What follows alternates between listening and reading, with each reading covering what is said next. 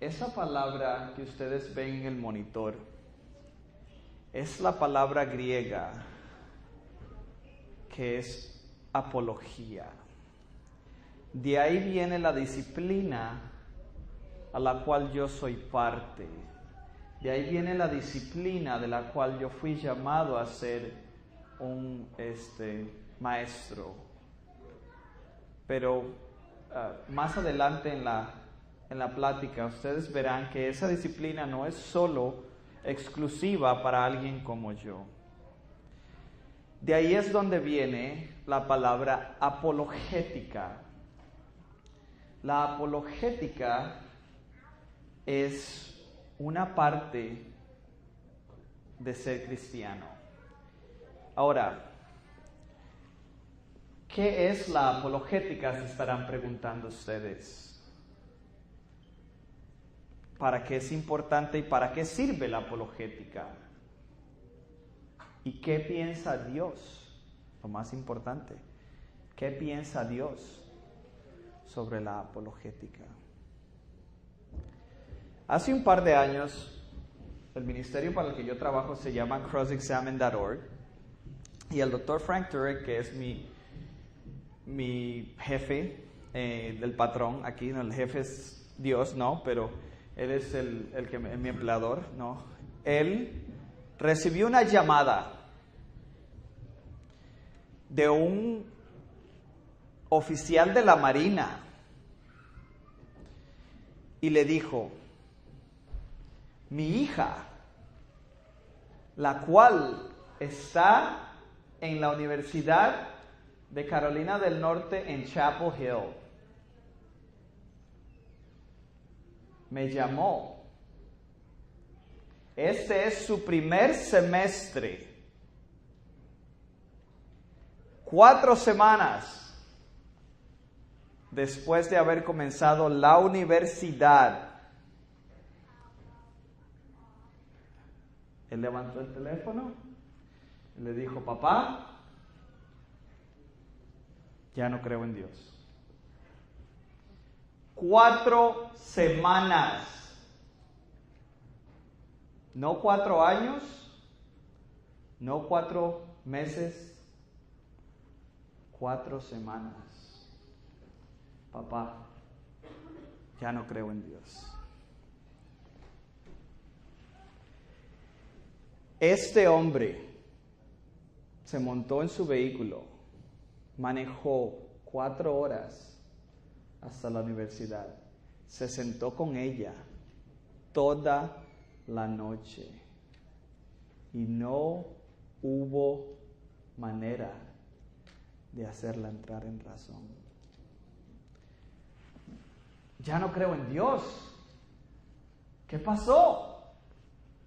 Ella le dice: bueno, el profesor de estudios del Nuevo Testamento, que es ateo, le dijo que la Biblia está llena de errores, que no tenemos ni la más remota idea de quién escribió el Evangelio de Mateo, de San Marcos, de San Juan y de San Lucas, y que por ende no hay necesidad de creer que la palabra de Dios es confiable, y si no tenemos la palabra de Dios en cuál pararnos, nuestra fe es en vano. Mi patrón le preguntó: ¿y alguna vez pensaste en darle algún tipo de entrenamiento apologético a tu hija? Y él dice: sí, claro, lo pensé, pero nunca lo hice. Nunca lo hice. ¿Ustedes creen que esta historia tal vez no sea muy común? Que esta historia tal vez le pase a ellos, pero no a nosotros. Que los hijos de nosotros no están en peligro de que esto les suceda a ellos. De que ustedes nunca les va a llegar esa llamada que les va a decir: papá, ya no creo en Dios. ¿Por qué? Porque sus hijos están aquí. Porque sus hijos vienen a la iglesia. porque participan en los grupos de jóvenes, porque leen la Biblia con ustedes, pero tenemos que acordarnos que las 6,000 horas que ellos van a tener aquí desde el momento que comienzan a ir a los grupos de educación hasta el momento que se van a la universidad, que es más o menos un promedio de 6,000 horas que ellos van a pasar aquí con ustedes, ¿es suficiente? Las estadísticas nos dicen algo un poco diferente. Yo vi el montón de niños que estaban aquí, jóvenes, y eso me llena el corazón, pero también me lo parte, porque por cada 4 que usted vio, 3 van a dejar la fe cuando lleguen a la universidad. Del montón de niños bellos que usted vio aquí, si no hacemos algo, van a ser parte de las estadísticas. 3 de cada 4 van a dejar la fe cuando ustedes no estén alrededor. Hay una multitud de personas encargadas de que esto sea el caso. Ahorita mismo en los Estados Unidos hay 22 millones de jóvenes de la edad de entre 18 y 24 que son los que van a sacar bachilleratos en las universidades ahorita mismo. No todos son cristianos, pero vamos a utilizar esa cifra para mostrarles lo grave de la situación. 16.5 millones de estos jóvenes van a dejar la fe. 16.5 millones de jóvenes van a negar al Señor cuando lleguen a la universidad. Y son muchos factores los que influyen. Es más, el grupo Barna ahora nos dice que no es ni siquiera de 18 a 22. Ahora es de 14 a 17. ¿Por qué? Porque hay avenidas de información al alcance de sus dedos, teléfonos móviles, computadoras, laptops, tabletas, sus amigos en la escuela y una sociedad que ha llamado a lo bueno malo y a lo malo bueno. Ahora, ¿quién es este hombre? Esta persona es el ateo más influyente y más famoso de los últimos 25 años. Su nombre es Richard Dawkins. El profesor Dawkins es un biólogo de la Universidad de Oxford, una de las universidades más prestigiosas del mundo. Y él escribió un libro que se llama El espejismo de Dios. Quiero que pongan atención a cada palabra de la cita que voy a leer, lo que él dice sobre su libro. Él dice: cuando una persona sufre de espejismos, eso se denomina locura. Cuando muchas personas sufren de espejismos, se denomina religión. Si este libro funciona tal como yo lo he concebido, los lectores religiosos, cada uno de sus hijos, que lo abran, serán ateos cuando lo terminen de leer. Su intención es despojar a sus hijos y a cualquier creyente de su fe.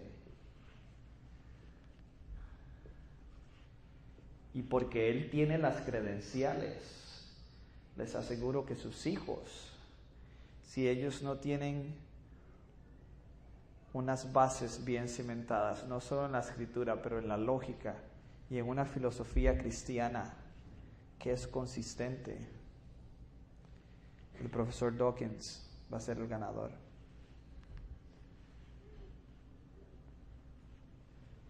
este otro hombre, otra desafortunadamente mente brillante que está contra nosotros. Este es el profesor Daniel Dennett, filósofo de la Universidad de Oxford y la Universidad de Harvard.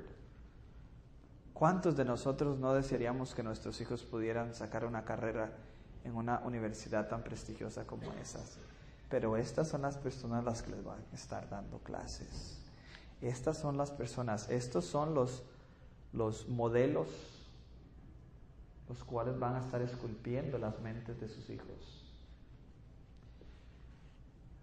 Daniel Dennett dice lo siguiente: ellos, ¿quiénes son ellos? Sus hijos, sus estudiantes. Me verán solo como otro profesor liberal tratando de persuadirlos que dejen algunas de sus convicciones. Y ellos, nuestros hijos, sus estudiantes, están completamente en lo correcto. Eso es lo que soy y eso es exactamente lo que estoy tratando de hacer. Él quiere persuadirlos para que dejen de creer. Hay un problema gigantesco en nuestro sistema educativo.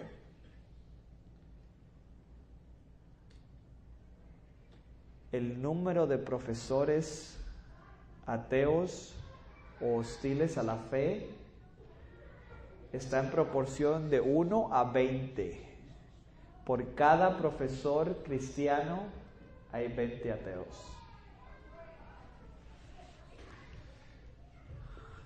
Muchos, como Richard Dawkins, o con la mentalidad del profesor Daniel Dennett. Richard Rorty, él murió hace un par de años, pero miren lo que dice Rorty. Pongan atención. Él daba clases de filosofía en la Universidad de Princeton. Y él dice lo siguiente, dice: nosotros, los profesores que son antagonistas a la fe cristiana, él dice, nosotros tratamos de acomodar todas las cosas. O sea, esto no es al azar. Esto es premeditado. Esto es ingeniería de la más alta calidad. Tratamos de acomodar todas las cosas para que los estudiantes que ingresen como fanáticos, homofóbicos y religiosos fundamentalistas. ¿Cuántos de ustedes aquí creen que la palabra de Dios es inerrante e infalible? Entonces nosotros somos los fanáticos, homofóbicos y religiosos fundamentalistas. Deje la universidad con puntos de vista mucho más parecidos a los de nosotros. O sea, dejes todas esas cosas que papá y mamá te enseñaron y cuando salgas de aquí vas a ser uno más de nosotros. Y continúa. Así que vamos directamente a tratar de desacreditarlo a usted.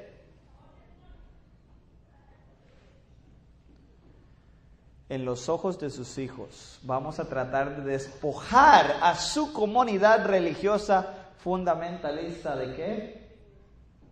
De dignidad. ¿Qué sucede cuando esto pasa? Vamos a tratar de hacer que sus puntos de vista parezcan más tontos que discutibles. Cuando sus hijos regresen, se van a burlar de que la culebra habló, o que el asno habló, o que Dios abrió el mar, o que alguien resucitó de entre los muertos. Porque van a estar tan indoctrinados en las filosofías seculares, en las filosofías del mundo, ateas, que para el momento que sus niños regresen con $50,000 o $80,000 de deuda escolar y un título, van a regresar con todo eso menos con su fe. Esto es lo que vemos, esto es lo que estamos luchando en contra. ¿Hay solución?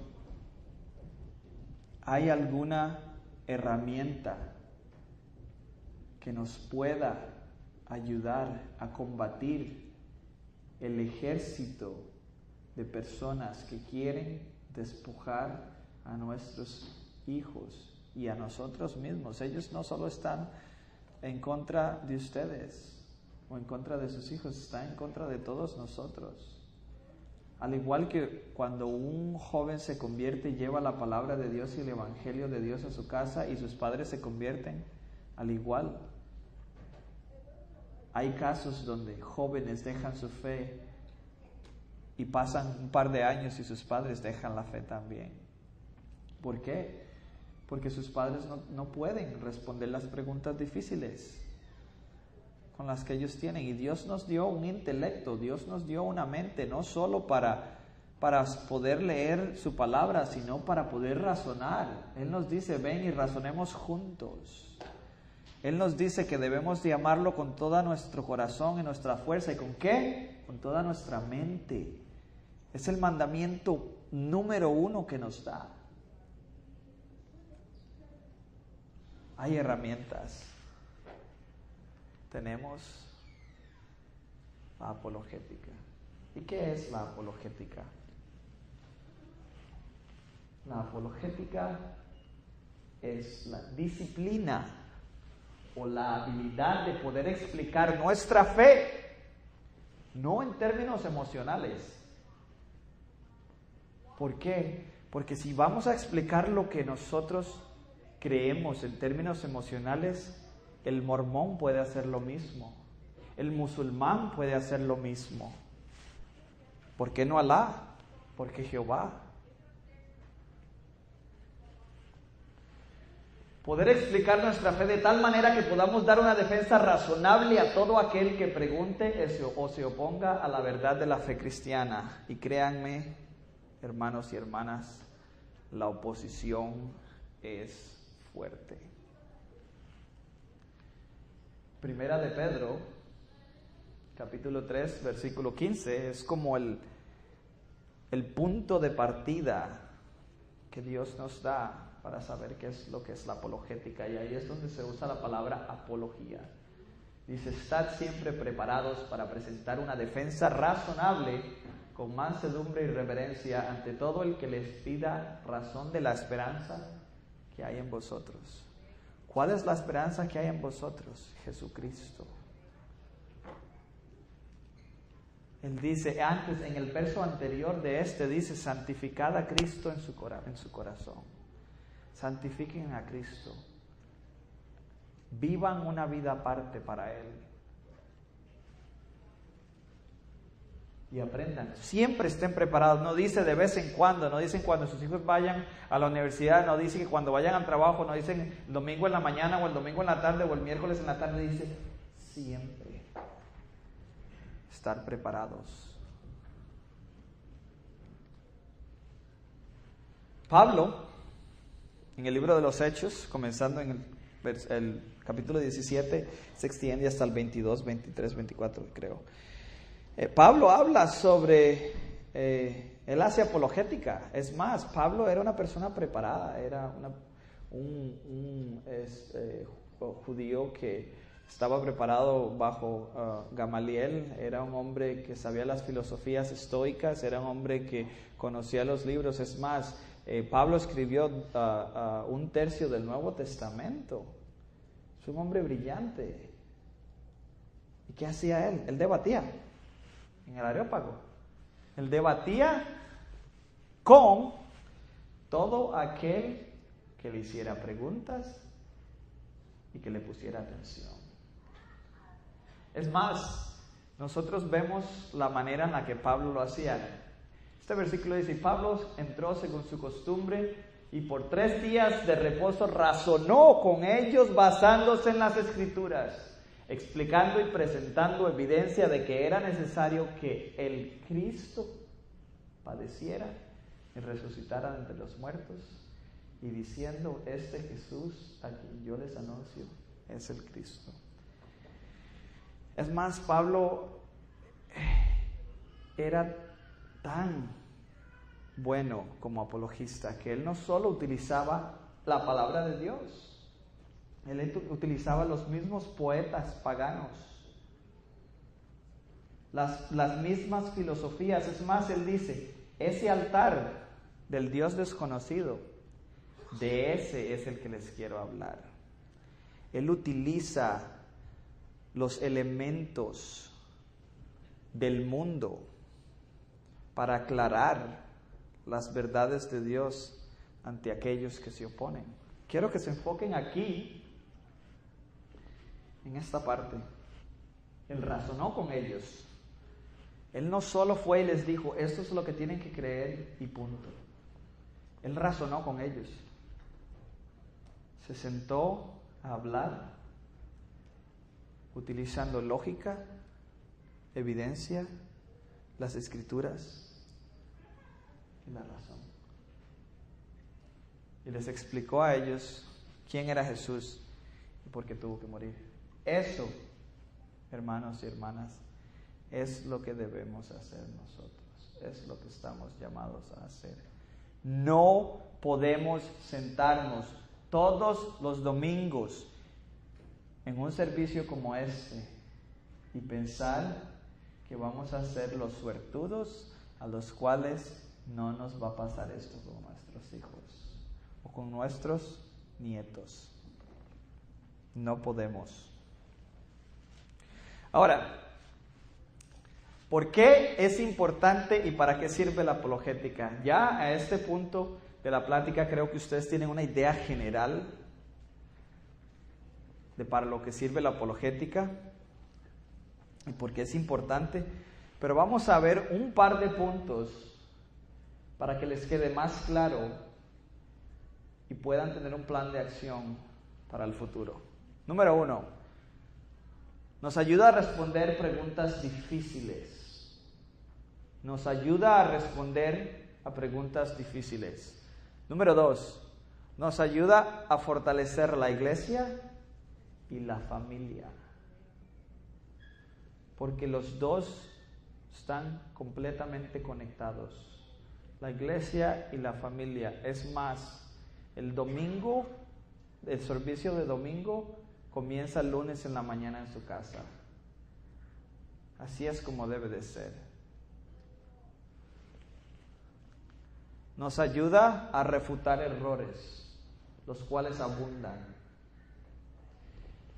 Todos nosotros como cristianos estamos llamados a tener un espíritu que pueda ser educado, que tenga ganas de aprender y que tenga ganas de basarse en la palabra de Dios para poder tener carácter cristiano y poder infectar a la sociedad y al mundo que está afuera con la buena infección del Evangelio. Nos ayuda a remover obstáculos los cuales abundan y nos ayuda a ayudar a aquellos que no creen a creer. Número 1, responder preguntas difíciles. Preguntas difíciles como ¿cuáles? Preguntas difíciles como esta. ¿Existe Dios? La mayoría de nuestros hijos tiene acceso a cosas como Facebook, Twitter, Instagram, la internet. Y estas preguntas se hacen todos los días. Y si ustedes no saben cómo responderlas, les garantizo que alguien les va a dar respuesta. Y la respuesta que ellos consigan tal vez no sea la que ustedes quieren. O ¿es la Biblia confiable? Como le pasó a esta muchacha. Este hombre le dijo, no puedes confiar en la Biblia. Y si no podemos pararnos en la Biblia como la fundación de nuestra fe, ¿en qué nos vamos a sostener?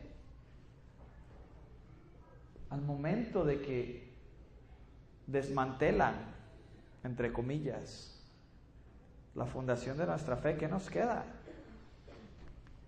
Nos ayuda a responder la pregunta de si la ciencia y la fe están opuestas. Es más, nosotros lo oímos, personas como yo, apologistas, que vamos a universidades, que vamos a iglesias, que interactuamos con otras personas en línea sobre este tipo de temas. Esto es uno de los más comunes. Yo creo en la ciencia, yo no necesito la fe.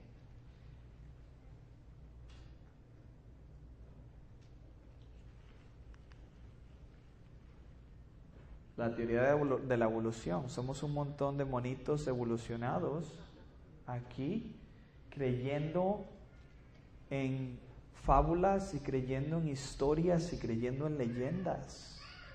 ¿O fuimos nosotros creados por un Dios? No solo un Dios que nos crea, sino un Dios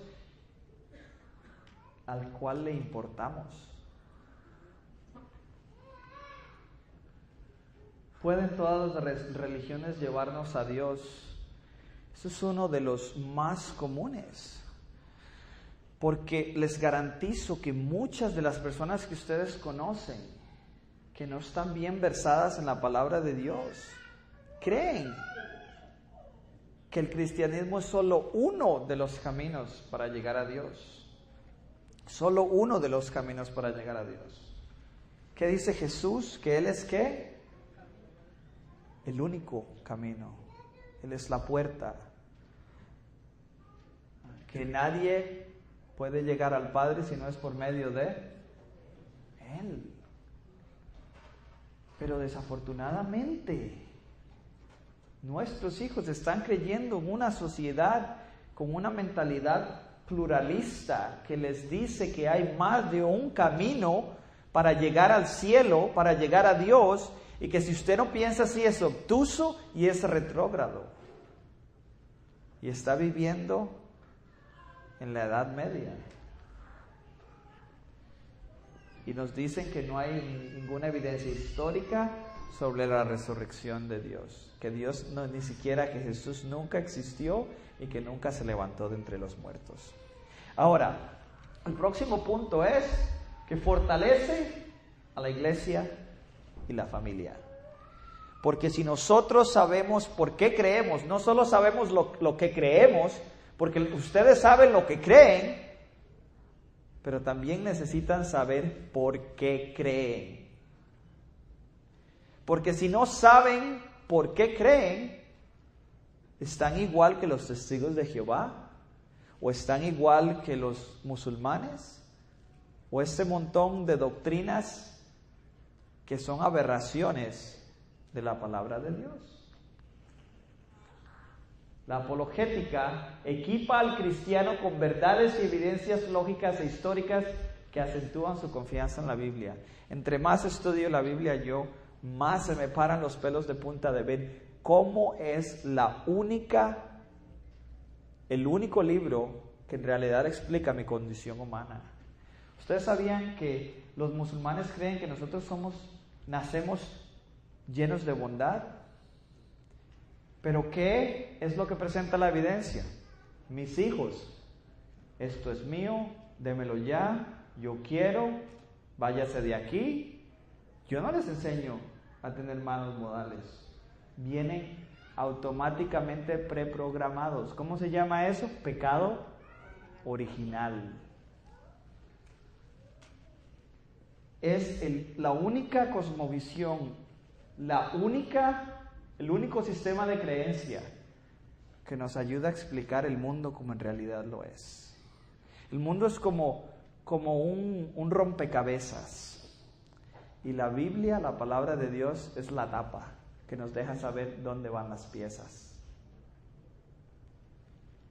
Si tú tienes la tapa equivocada, tu vida no va a tener sentido. Los ataques de ateos y escépticos pueden dejar al creyente con dudas y una fe debilitada, incluyendo la de nuestros hijos. Yo bajé un montón de estos famosos memes de la internet con cosas que los ateos decían y decidí no ponerlo en la presentación porque eran vulgares y eran ofensivos. Pero muchas de las objeciones que los ateos tienen son válidas. Tenemos que aceptar que cosas como ¿por qué mueren los niños? O cosas ¿por qué tragedias? ¿Por qué existe el mal? O cosas como la teoría de la evolución, todas estas cosas son objeciones válidas. Nosotros no tenemos que meternos en la concha como el cangrejo o como el caracol cuando nos preguntan estas cosas. No tenemos que tener miedo porque Dios es el Dios del universo completo. Y si Él es el creador de todo, todo tarde o temprano va a terminar apuntando hacia Él. Pero si no sabemos cómo responder a estas preguntas, lo peor, es más, si ustedes quieren que sus hijos salgan corriendo y dejen la fe, lo único que tienen que decirles es que ellos crean porque sí. Crean porque yo creo. Crean porque la Biblia lo dice. Ahora, una persona que tiene una fe cimentada, no hay problema en decir estas cosas. Pero el joven, el adolescente y el que no tiene fundaciones bíblicas, eso va a ser como decirle, crea porque tiene que creer. No le estamos dando razones. Y nosotros somos llamados, como lo hemos podido ver, a dar razones de la esperanza que hay en nosotros. Ahora, el próximo punto es... Aquí viene. El próximo punto es refutar errores. ¿Cuántos errores no vemos nosotros diariamente en conversaciones con otras personas, en conversaciones en el trabajo, personas de otras fes, personas que tienen otro tipo de creencias, las cuales están en directa contradicción con lo que nosotros creemos? Pero si nosotros tenemos en el libro de Tito, en el capítulo 1, versículo 9, dice: deben apegarse a la palabra fiel según la enseñanza que recibió, de modo que también pueda exhortar a otros con la sana doctrina y refutar a los que se opongan. Ustedes aquí tienen un privilegio de tener una persona como Caleb, que tiene tanta pasión por la palabra de Dios, que quiere enseñarla, que quiere compartirla, que quiere educarlos en la palabra de Dios. Yo he ido a otros lugares donde la palabra de Dios se le da un 5, un 10% y el resto es emocional. Y no hay nada malo con sentir la presencia de Dios y con estar espiritual y emocionalmente conectado con Dios. Todas esas son facetas y partes de lo que es ser cristiano. Pero la palabra de Dios es la fundación y tenemos que tenerla dentro de nosotros. No sé si ustedes se acuerdan hace un par de años, cuando un piloto tuvo que aterrizar un avión en el río Hudson en Nueva York. Este hombre tuvo que hacer miles de decisiones, tuvo que tomar miles de decisiones en fracciones de segundo para poder aterrizar este avión en el río Hudson. Ahora, si este hombre hubiera sido un novato y hubiera tenido que abrir el manual de instrucciones, todos los pasajeros de ese avión hubieran muerto, más otras personas en tierra, porque estaba encima de Nueva York. Pero este hombre conocía los pasos tan precisamente, porque él no solo era instructor de aviación, sino que uno de sus hobbies era en usar estos aviones que se deslizan sin motor.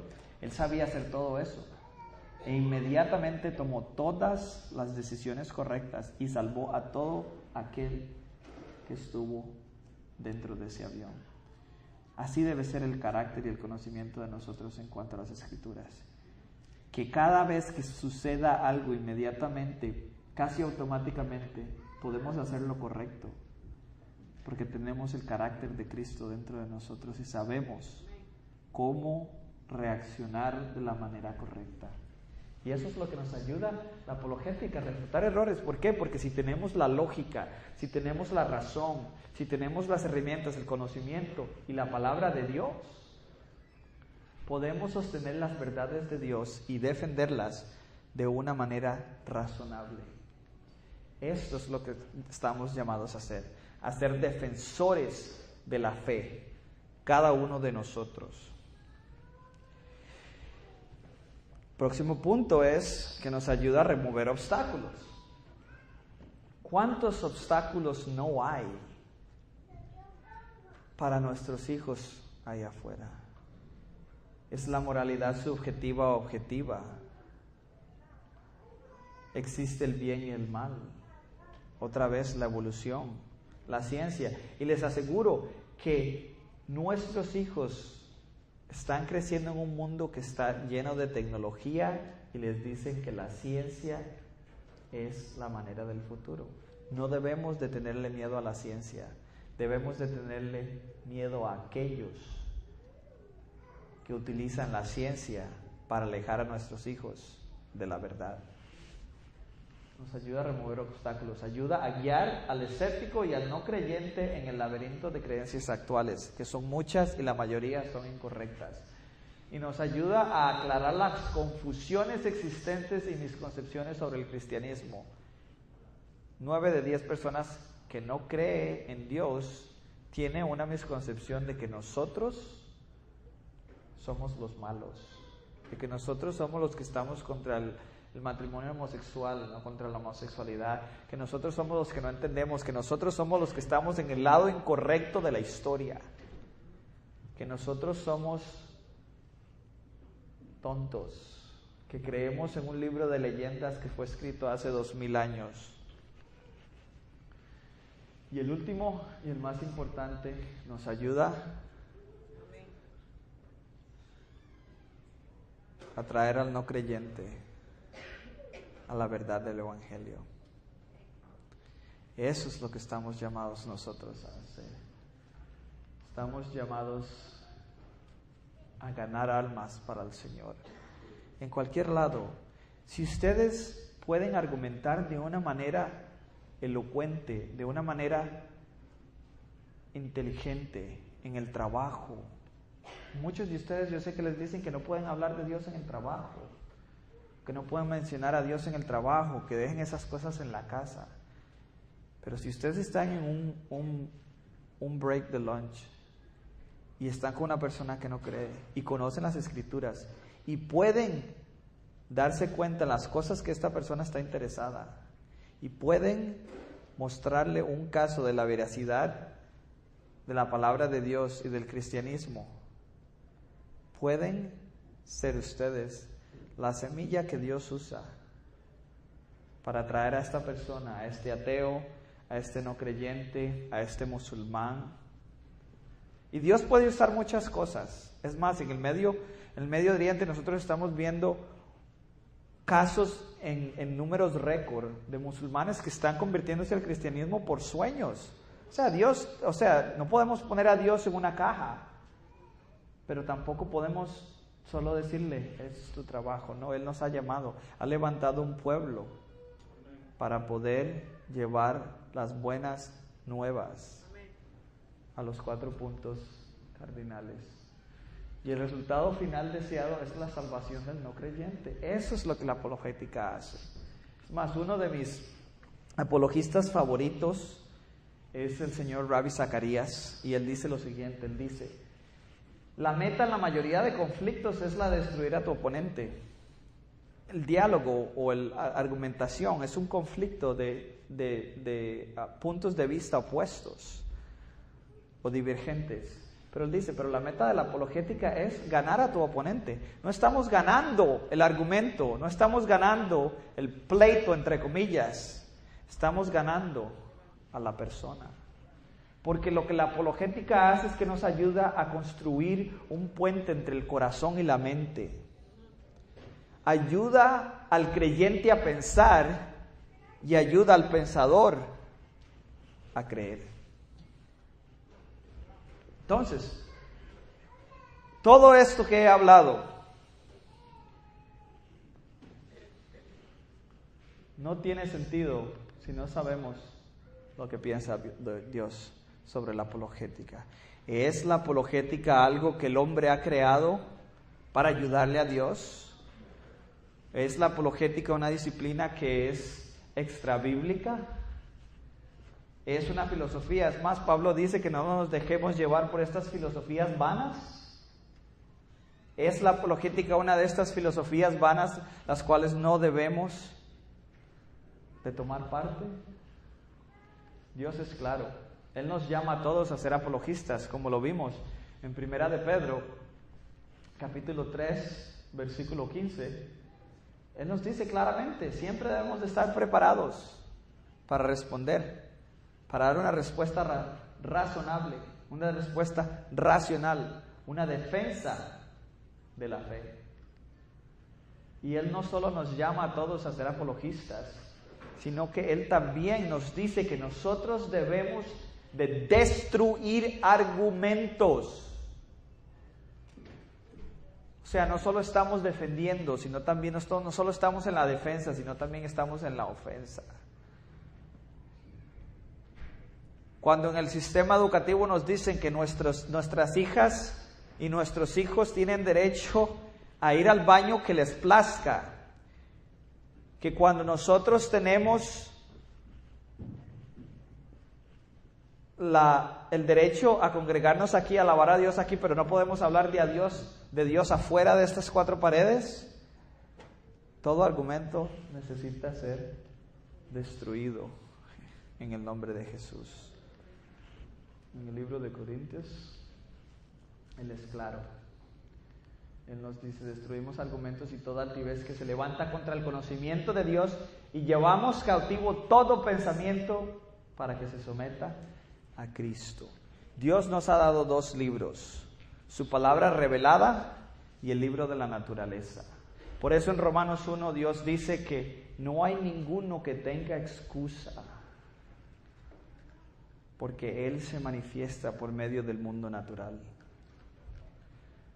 Así que cualquier persona que esté allá afuera y que no crea en Dios, no le queda excusa el día que esté al frente de Dios y Él le diga, Dios, no me diste suficiente evidencia. Estamos llamados a destruir argumentos. Ahora que sabemos lo que Dios piensa, sabemos para qué sirve la apologética, sabemos para qué es importante la apologética, ¿cuál es el próximo paso? ¿Qué hago ahora? ¿Qué puedo hacer ahora que sé que estoy llamado a ser un defensor de la fe? ¿Qué hago ahora que sé que estoy llamado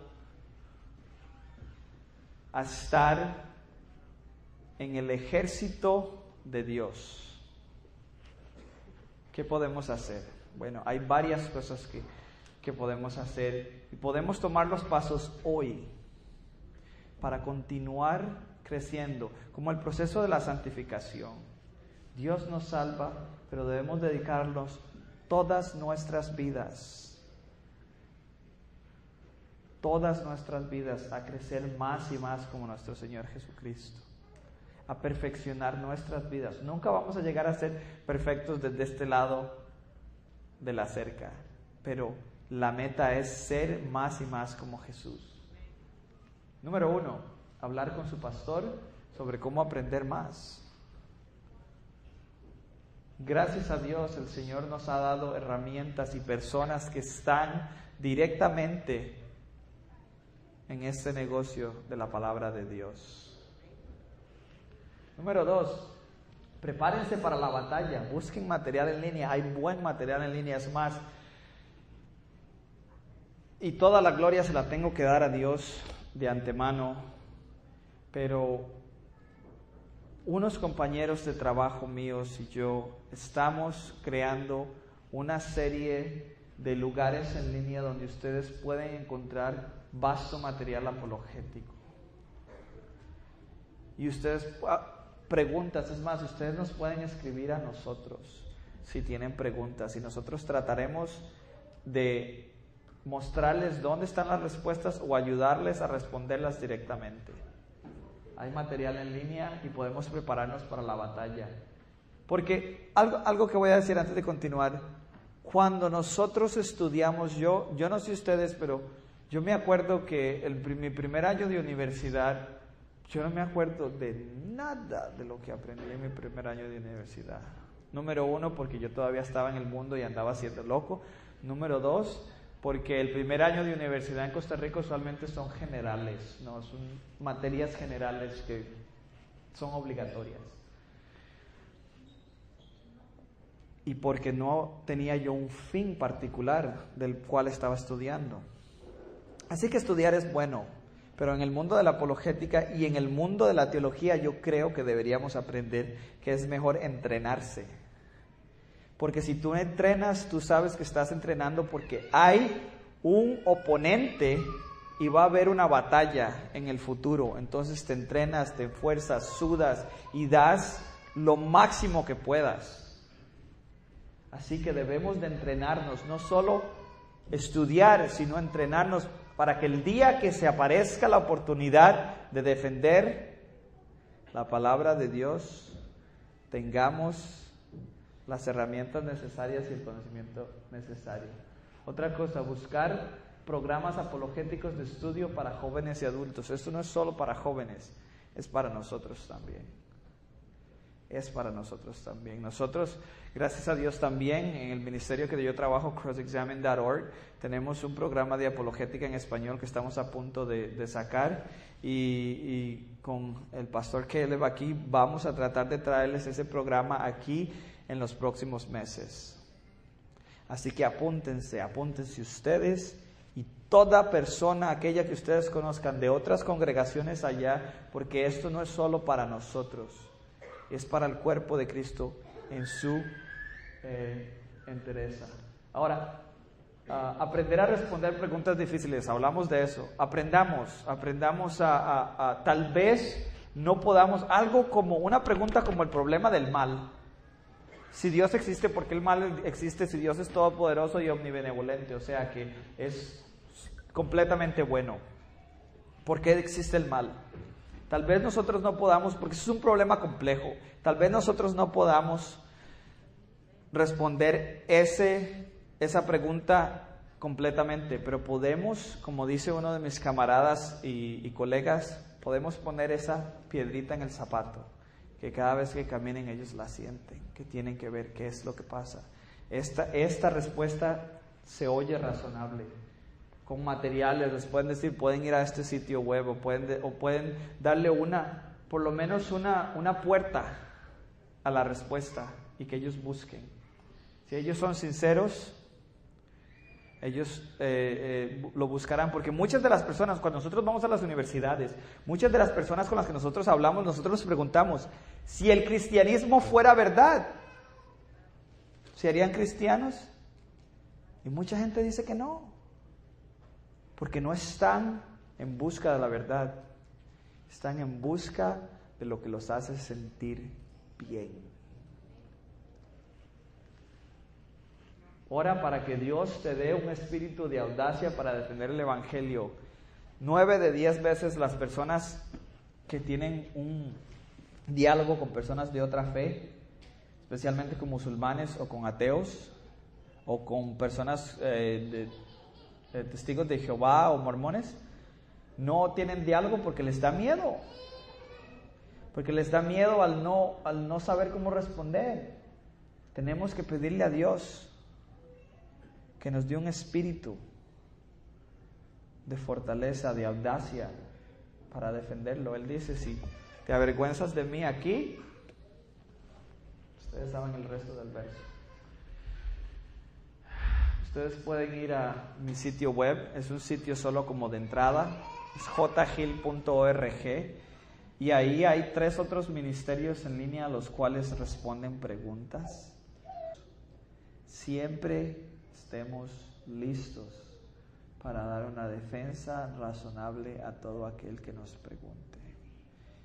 Tenemos que hacerlo con mansedumbre y con respeto, porque la primera apologética que hay es nuestro carácter. Nosotros tenemos que brillar